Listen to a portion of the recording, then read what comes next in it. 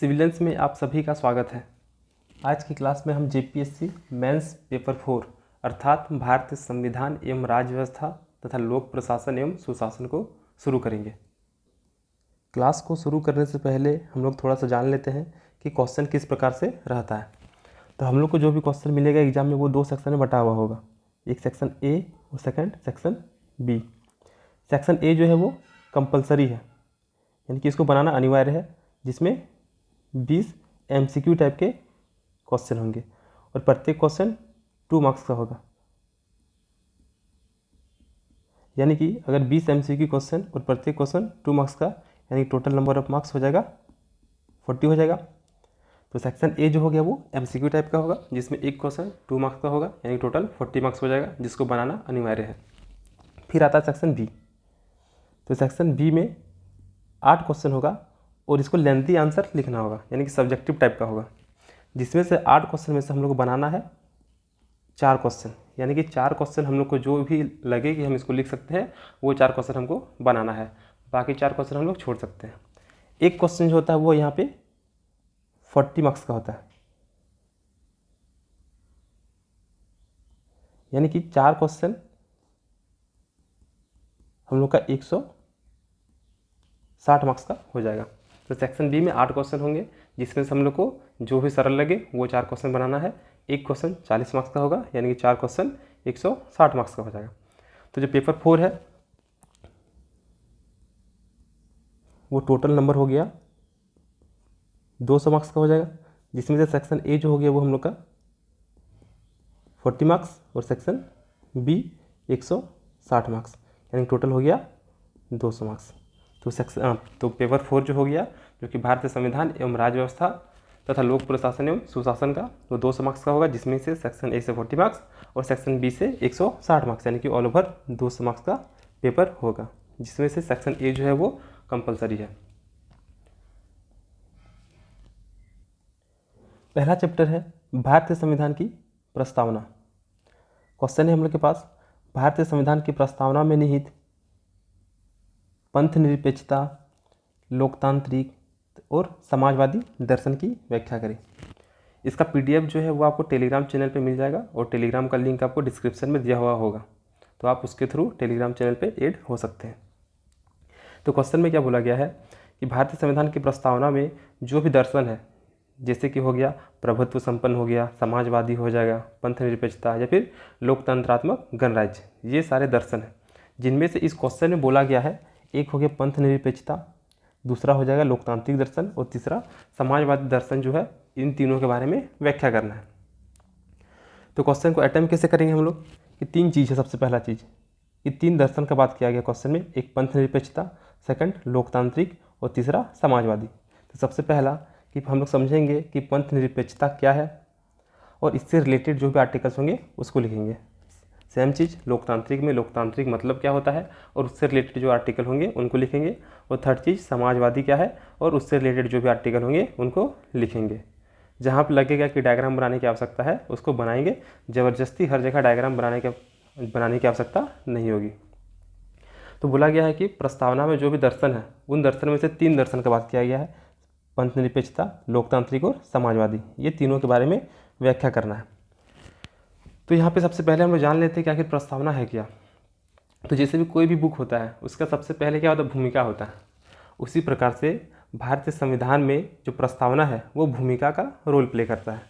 यानी कि हम लोग बोल सकते हैं कि जो प्रस्तावना है वो भारतीय संविधान की भूमिका की भांति है, जिसमें क्या क्या मेंशन होगा, तो जिसमें संविधान का क्या क्या आदर्श है, इनके क्या उद्देश्य हैं, सरकार का स्वरूप क्या होगा, या फिर संविधान का जो अलग अलग स्रोत है उससे संबंधित जो भी प्रावधान है तथा उसको लागू करने की तिथि, या फिर जो भी राजनीतिक संस्थाएं हैं वे किस प्रकार के शासन व्यवस्था को लागू करेंगी, वो सारा चीज़ कहाँ पे मेंशन होगा, तो प्रस्तावना में मेंशन होगा। तो प्रस्तावना क्या हो गया, तो प्रस्तावना को हम लोग भारतीय संविधान का भूमिका की भांति बोल सकते हैं, जिसमें सरकार का स्वरूप क्या होगा, संविधान का स्रोत क्या होगा, या फिर राजनीतिक प्रणाली और संस्थाएं जो होंगे वो किस प्रकार के शासन व्यवस्था को लागू करेंगी। तो ये सारा चीज़ हम लोग के प्रस्तावना में होने की वजह से, इसी मौलिक गुण की वजह से प्रस्तावना को भारतीय संविधान का कुंजी कहकर भी संबोधित किया जाता है। तो शुरू करते हैं। तो प्रस्तावना को भारतीय संविधान का दार्शनिक अंग माना गया है, जिसमें से हम लोग के पास क्या क्या आ जाएगा दार्शनिक अंग में पंथ निरपेक्षता, लोकतांत्रिक, समाजवादी और इसके अलावा आ जाएंगे प्रभुत्व संपन्न हो जाएगा। और इस क्वेश्चन में इन 3 दर्शन के बारे में हम लोग को डिस्कस करना है।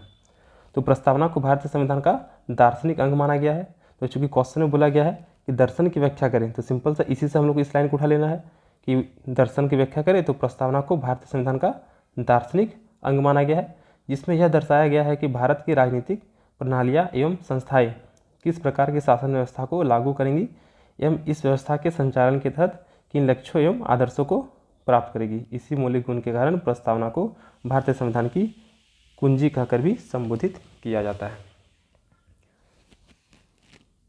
तो ये हो गया प्रस्तावना के बारे में कि प्रस्तावना आखिर है क्या। अब है कि इसका स्रोत क्या क्या है। तो प्रस्तावना जो है इसको अमेरिका के संविधान से लिया गया है, जबकि इसका भाषा जो है उसमें ऑस्ट्रेलिया के प्रस्तावना से प्रभावित नजर आता है।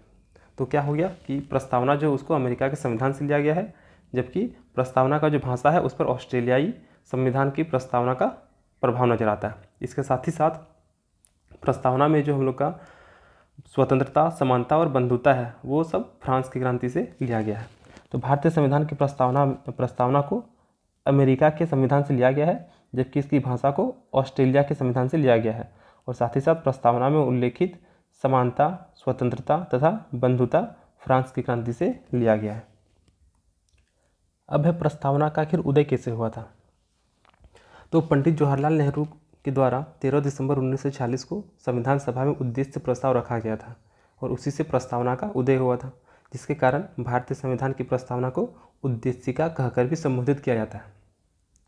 और इसी के साथ साथ 26 जनवरी 1950 को उद्देश्य प्रस्ताव को संविधान सभा के द्वारा स्वीकार कर लिया गया था। तो पंडित जवाहरलाल नेहरू द्वारा संविधान सभा में 13 दिसंबर 1946 को उद्देश्य प्रस्ताव प्रस्तुत किया गया था, जिसकी वजह से प्रस्तावना को उद्देशिका कहकर भी संबोधित किया जाता है। और 26 जनवरी 1950 को उद्देश्य प्रस्ताव को संविधान सभा द्वारा स्वीकार किया गया था।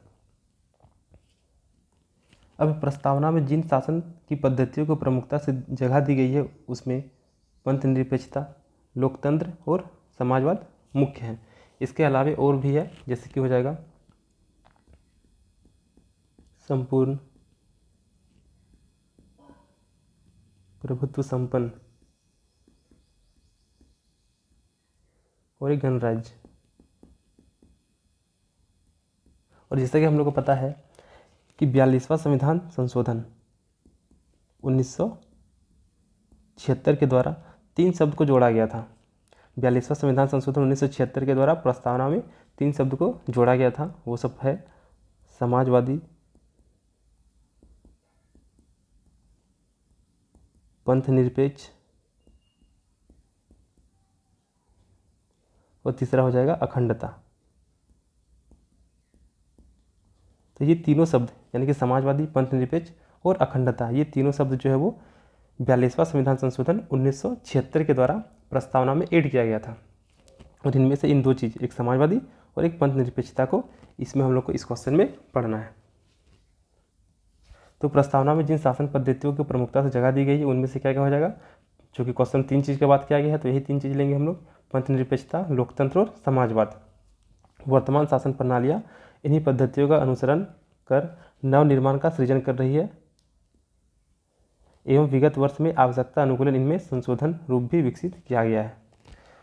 तो यही तीनों चीज़ जो है या फिर जो भी हम लोग का शासन पद्धति है उन्हीं को फॉलो करके नवनिर्माण का सृजन किया जा रहा है। और अगर हम लोग को ऐसा महसूस होता है कि इनमें संविधान संशोधन की आवश्यकता है, यानी कि इनमें सुधार करने की आवश्यकता है, तो वो भी हम लोग कर सकते हैं। अब है हम लोग के पास पंथ निरपेक्षता।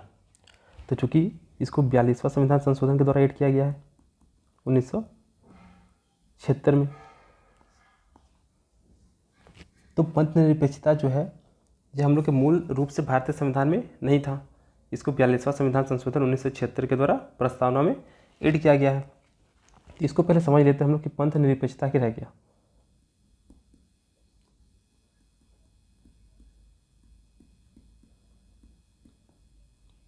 सबसे पहले एक वर्ड आता है यहाँ पे निरपेक्ष।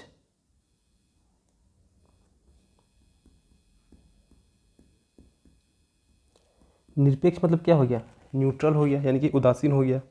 और पंथ मतलब क्या हो गया, संप्रदाय हो गया, यानी कि पंथ मतलब संप्रदाय हो गया, और निरपेक्ष यानी कि न्यूट्रल हो गया, उदासीन हो गया। यानी कि कुल मिलाकर अगर इसको देखा जाए तो किसी भी संप्रदाय के प्रति उदासीनता का बात किया गया है। यानी कि ऐसा नहीं है कि हम किसी भी एक संप्रदाय को ले लें और उसके पक्ष में ही हम लोग सारा काम करने लगे। हम लोग को किसी भी संप्रदाय के साथ भेदभाव नहीं करना है, सभी संप्रदाय का हम लोग को सेम मानना है। तो पंथ निरपेक्षता में क्या हो गया कि किसी भी धर्म विशेष को प्रोत्साहन नहीं देना है और न ही किसी धर्म विशेष के साथ सोतेला व्यवहार करना है, बल्कि सभी धर्म को हम लोग को समान मानना है। तो पंथ मतलब संप्रदाय हो गया, और निरपेक्षता मतलब हो गया हम लोग का न्यूट्रल यानी कि उदासीन, यानी कि किसी भी धर्म विशेष के साथ सोतेला व्यवहार नहीं करना है और न ही किसी भी एक पर्टिकुलर धर्म को पकड़ के उसको प्रोत्साहन करना है, बल्कि सभी धर्म को हम लोग को सम्मान मान के चलना है। अब है कि पंथ निरपेक्षता का उदय क्यों हुआ। तो जैसा कि हम लोग को पता है कि भारत में बहुत सारा धर्म है, बहुत सारा संप्रदाय है। तो सिंपल सा बात है, बहुत सारा संप्रदाय है, बहुत सारा धर्म है, जिसकी वजह से संप्रदाय, जातीयता, ये सब के नाम पर हमेशा अलगाव होते रहता है। तो इसी चीज़ को कम ख़त्म करने के लिए 42वां संविधान संशोधन 1976 में प्रस्तावना में पंथ निरपेक्षता को ऐड किया गया है, यानी कि सर्वधर्म समभाव की बात की गई है, यानी कि सभी धर्म के लिए समान भावना रखने की बात की गई है। तो यहाँ पे क्या है कि पंथ निरपेक्षता का उदय भारतीय समाज की सांस्कृतिक विविधता से उद्भवित हुई है, क्योंकि भारत आरंभ से ही कई संप्रदाय, जातीयता, सांस्कृतिक मूल्यों में खंडित रही है, लेकिन विविधता के बीच एकता भी सदैव से बनी रही है। यानी कि हमेशा अलग अलग संप्रदाय के बीच में अलगाव उत्पन्न होता ही है, लेकिन विविधता के बीच में एकता भी बने रहना यहाँ की खासियत है। पंथ का अर्थ हो गया संप्रदाय, और पंथ निरपेक्ष का आशय हो गया किसी धर्म विशेष को प्रोत्साहन न देना और न ही किसी धर्म विशेष के साथ सोतेला व्यवहार करना, बल्कि भारतीय धर्मनिरपेक्षता सर्वधर्म समभाव के मार्ग का अनुसरण करती है। तो ये हो गया हम लोग का पंथ निरपेक्षता का डेफिनेशन हो गया। आखिर पंथ निरपेक्षता का उदय क्यों हुआ था और उसको प्रस्तावना में किस प्रकार से जगह दिया गया है। अब है कि इससे संबंधित जो भी आर्टिकल्स हैं उनको देखेंगे हम लोग। तो जैसा कि हम लोग को पता है कि संविधान के भाग 3 में मूल अधिकार में अनुच्छेद 25 से लेकर 28 तक धार्मिक स्वतंत्रता के बारे में दिया गया है, अर्थात राइट टू रिलीजन। तो भारतीय पंथ निरपेक्षता को आगे चलकर भाग 3 के मूल अधिकार खंड के अनुच्छेद 25 से 28 के बीच में व्यापक रूप से स्थान दिया गया है, जिसके अनुसार अनुच्छेद 25 में क्या बताया गया है कि अंतःकरण करने की चर्चा है, यानी कि व्यक्तिगत धार्मिक स्वतंत्रता की चर्चा है। इसके तहत सिखों को कृपान, मुस्लिमों को दाढ़ी और हिंदुओं को टीके रखने की स्वतंत्रता है। अनुच्छेद 26 में क्या बताया गया है कि इसमें सामूहिक धार्मिक स्वतंत्रता है, यानी कि इसी के तहत यज्ञ कर सकते हैं, हवन कर सकते हैं और नमाज पढ़ने की अनुमति भी अनुच्छेद 26 के द्वारा हम लोग को दिया गया है। अनुच्छेद 27 क्या बोलता है कि धार्मिक कार्य के लिए जो भी धन रखा गया उसमें किसी भी प्रकार का टैक्स नहीं लगेगा। यानी जैसे कि अभी राम मंदिर का निर्माण करना था, तो राम मंदिर के निर्माण करने के लिए जो भी धन रखा गया है उसमें सरकार किसी भी प्रकार का टैक्स नहीं लगाएंगे। अनुच्छेद 28 में क्या दिया गया है, तो कोई भी ऐसा शिक्षण संस्थान जो कि सरकारी धन से चल रहा है तो उसमें धार्मिक शिक्षा नहीं दिया जा सकता। जैसे कि जितना भी गवर्नमेंट स्कूल है यहाँ पे हम लोग ज़बरदस्ती करके धार्मिक शिक्षा नहीं दे सकते हैं। उसी प्रकार से अगर कोई निजी शिक्षण संस्थान है, यानी कि जो भी प्राइवेट स्कूल्स हो गए, उनमें भी हम लोग जबरन धार्मिक हम लोग शिक्षा नहीं दे सकते। तो अनुच्छेद 25 में हो गया अंतःकरण करने की चर्चा हो गया। अनुच्छेद 26 में सामूहिक धार्मिक स्वतंत्रता हो गया। 27 में हो गया कि जो भी धार्मिक कार्य के लिए धन रखा गया उस पर किसी प्रकार का टैक्स नहीं लगेगा। और अनुच्छेद 28 में हो गया कि सरकारी संस्था में धार्मिक शिक्षा नहीं दिया जाएगा, जबकि गैर सरकारी संस्था में हम लोग जबरन धार्मिक शिक्षा नहीं दे सकते हैं। अब आता है यहाँ पे सुप्रीम कोर्ट का कुछ डिसीजन आया है।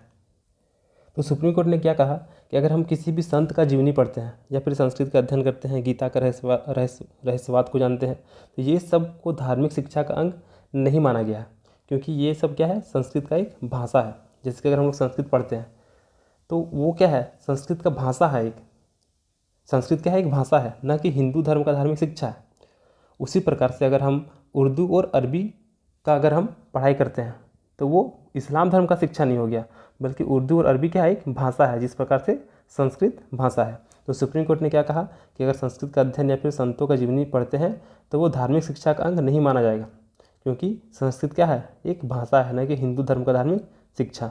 उसी प्रकार से उर्दू और अरबी जो हो गया वो एक भाषा है, न कि इस्लाम धर्म की धार्मिक शिक्षा।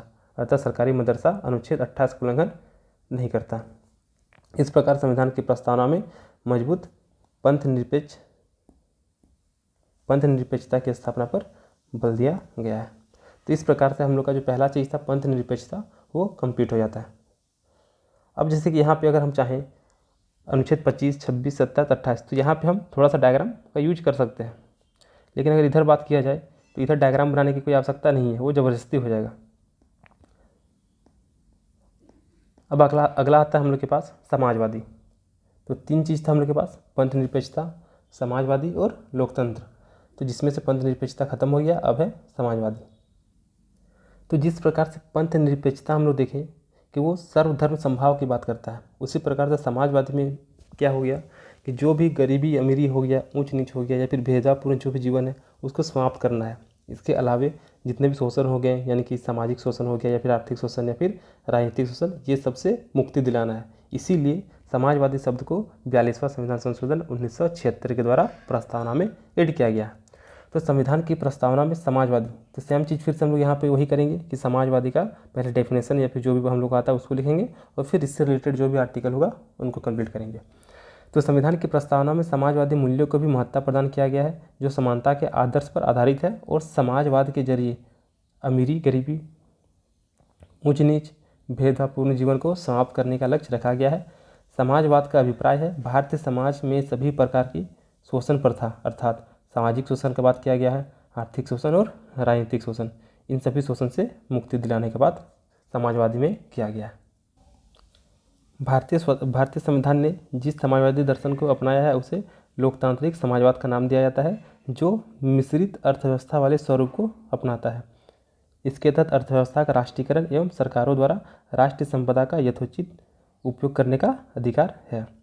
यानी कि समाजवाद का मुख्य उद्देश्य क्या है कि जो भी अमीरी गरीबी हो गया, ऊंच नीच हो गया या फिर जो भी शोषण है उससे मुक्ति दिलाना है। इसीलिए सरकार यहाँ पे अर्थव्यवस्था में राष्ट्रीयकरण और सरकार के द्वारा राष्ट्रीय संपदा का यथोचित उपयोग करने का अधिकार भी दिया गया है, जिससे कि लोगों का कल्याण हो सके। तो साथ ही निजी पूंजी एवं कंपनी संचालन की भी मान्यता दी गई है। पीपीपी मोड पे आ गया है, यानी कि पब्लिक प्राइवेट पार्टनरशिप, जिसके तहत सरकार और निजी कंपनियां साथ में मिलकर काम करेंगी, जिससे कि अधिक से अधिक रोजगार भी उत्पन्न होगा और गरीबी को खत्म करने का प्रयास किया जा सकता है। तो इसी के तहत अर्थव्यवस्था में राष्ट्रीयकरण एवं सरकार द्वारा राष्ट्रीय संपदा का यथोचित उपयोग करने का अधिकार है। तो साथ ही निजी पूंजी एवं कंपनी संचालन को भी मान्यता दी गई है। इस समाजवादी दर्शन के तहत अमीरों द्वारा अर्जित संपत्ति पर करारोपण कर सरकारी मिशनरियों के माध्यम से गरीबी निवारण का प्रयास किया जाता है। तो यानी कि जो भी मतलब कि समाजवादी दर्शन के तहत जो भी अमीर व्यक्ति के द्वारा अर्जित संपत्ति है उन पर टैक्सेशन किया जाता है और उसके माध्यम से, यानी कि जो भी हम लोग को उस टैक्स के माध्यम से जो भी पैसा मिलता है उसका प्रयोग मिशनरी के माध्यम से गरीबी को ख़त्म करने के लिए प्रयास किया जाता है। हालांकि भारत 1991 में, ये सबको पता होगा 1991 में एलपीजी आया था। तो हालांकि भारत 1991 में नई आर्थिक नीति के माध्यम से भारतीय समाजवाद को पूंजीवाद की दिशा में मोड़ने का भी प्रयास किया गया है, जिसके बाद सामाजिक असमानता में वृद्धि हुई तथा कई वर्गों का स्तरीकरण हुआ है। यानी कि कुल मिलाकर समाजवादी में क्या आ गया कि गरीबी अमीरी भेदभावपूर्ण जीवन इसको समाप्त करना है। उसके लिए क्या करना पड़ेगा हम लोग को, तो राष्ट्रीयकरण करना पड़ेगा, निजी और सरकारी भागीदारी आ गया, प्लस क्या हो गया कि जो भी अमीर व्यक्ति हो गया उनसे टैक्सेशन करके उनका जो भी कर है उनका प्रयोग करके मिशनरी के माध्यम से गरीबी को ख़त्म करने का प्रयोग किया गया। फिर 1991 में एलपीजी आया, यानी कि नई आर्थिक नीति के तहत भी बहुत हद तक आर्थिक स्थिति को सुधारने का प्रयास किया गया। तो ये हो गया हम लोग का समाजवादी। अब है कि इससे रिलेटेड जो भी आर्टिकल्स हैं, तो जैसे कि नीति निर्देशक तत्वों के माध्यम से राज्यों को ऐसी सामाजिक व्यवस्था निर्धारित करनी होती है जिसके माध्यम से आर्थिक शक्ति का विभाजन समाज के विभिन्न वर्गों के बीच संभव हो सके। ऐसा नहीं है कि हमारे देश का पैसा कुछ ही आदमी के पास जा रहा होगा, बल्कि वो लगभग विभिन्न सभी वर्गों के बीच में जितना संभव हो सके समान तरीके से वितरित किया जा सके। तो जिसके माध्यम से आर्थिक शक्ति का विभाजन समाज के विभिन्न वर्गों के बीच संभव हो सके। और संविधान के भाग 4, तो नीति निर्देशक तत्व कौन सा भाग में है? तो भाग 4 में है, जो कि आयरलैंड के संविधान से लिया गया है। कि अनुच्छेद 36 से लेकर 51 तक क्या है? नीति निर्देशक तत्वों के बारे में बताया गया, जिसमें से यानी कि 36 से लेकर 51 आर्टिकल्स के बीच में वैसा आर्टिकल जो कि समाजवादी तत्व के बारे में बताता है, उसको हम लोग यहाँ पे पढ़ेंगे। तो भाग 4 में अनुच्छेद 36 से 51 तक राज्य के नीति निर्देशक तत्वों का वर्णन है, जिसमें से निम्न अनुच्छेद समाजवादी तत्वों को इंगित करता है। जैसे कि अनुच्छेद 38, अनुच्छेद 38, इसमें क्या बताया गया है? तो लोक कल्याण की अभिवृद्धि, यानी कि सरकार जो होगा वो जनता का कल्याण करने का कार्य करेगी, जिसके तहत जैसे कि हम राशन कार्ड से समझ सकते हैं कि गरीबों को इसमें उचित मूल्य पर चावल उपलब्ध कराया जाता है। अनुच्छेद 39 क्या हो जाएगा? तो समान काम के लिए समान वेतन, यानी कि स्त्री पुरुष में किसी भी प्रकार का भेदभाव नहीं किया जाएगा। यानी कि वहाँ पे जो हम लोग पढ़े थे कि शोषण 3 प्रकार का, सामाजिक, आर्थिक और राजनीतिक शोषण, तो उसी के तहत अनुच्छेद 39 में जो स्त्री और पुरुष के बीच में जो भेदभाव था उसको खत्म करने के बाद किया गया है, यानी कि समान काम के लिए समान वेतन। फिर अनुच्छेद 39 का कौमे, इसमें निःशुल्क विधिक सहायता की बात किया गया है। अनुच्छेद 41 में कुछ दशा में सरकारी सहायता, जैसे कि वृद्धा पेंशन हो गया और विधवा पेंशन हो गया। फिर अनुच्छेद 42 आ जाएगा, जिसमें न्याय संगत कार्य की मनोचित दशा तथा प्रसूति सहायता उपलब्ध कराना, जैसे गर्भवती महिला द्वारा कठोर शारीरिक श्रम न करना। अनुच्छेद 43 निर्वाह योग्य मजदूरी, अर्थात इतना वेतन दिया जाए कि परिवार चल सके। और अनुच्छेद 46 में ST SC OBC को आरक्षण के बाद किया गया है। यानी कि अगर हम लोग समाजवादी की बात करें तो उसमें से जो भी हम लोग का मुख्य तत्व जो आए वो सब क्या क्या हो गया? तो पहला हो जाएगा जैसे कि सार्वजनिक,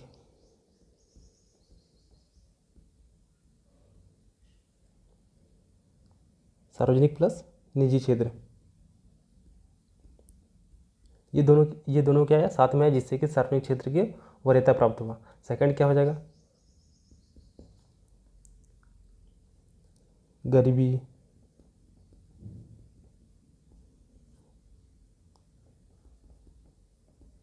बीमारी, ये सबको क्या करना था? कम करना था। यानी कि आय और जीवन स्तर की असमानता, जैसे कि गरीबी हो गया, बीमारी हो गई, ये सबको कम करना। थर्ड क्या आ गया?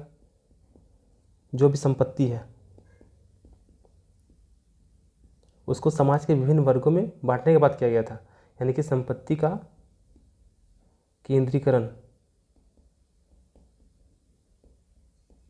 संपत्ति के केंद्रीकरण की प्रवृत्ति को रोकना।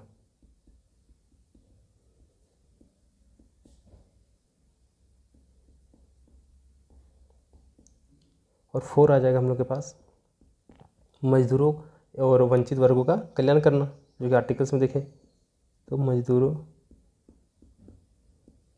प्लस वंचित वर्ग,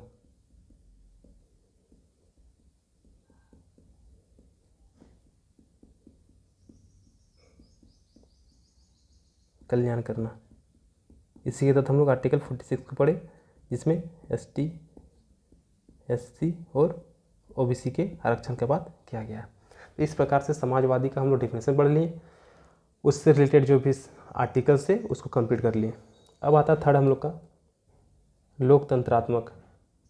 तो जैसा कि हम लोग को पता है कि लोकतांत्रिक व्यवस्था जो है वो हम लोग के मूल संविधान में दिया गया था, जबकि पंथ निरपेक्षता और समाजवादी इसको बाद में संविधान संशोधन करके ऐड किया गया था।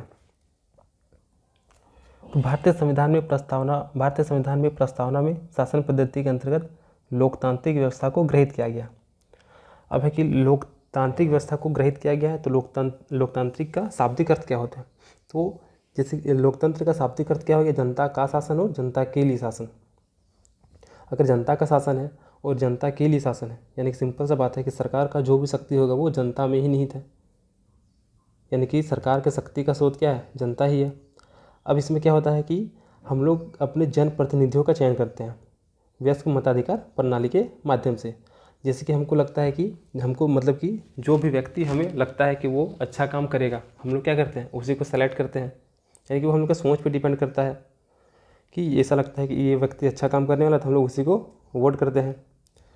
तो वही बात यहाँ पे लिखा है कि लोकतंत्र का शाब्दिक अर्थ होता है जनता का शासन और जनता के लिए शासन।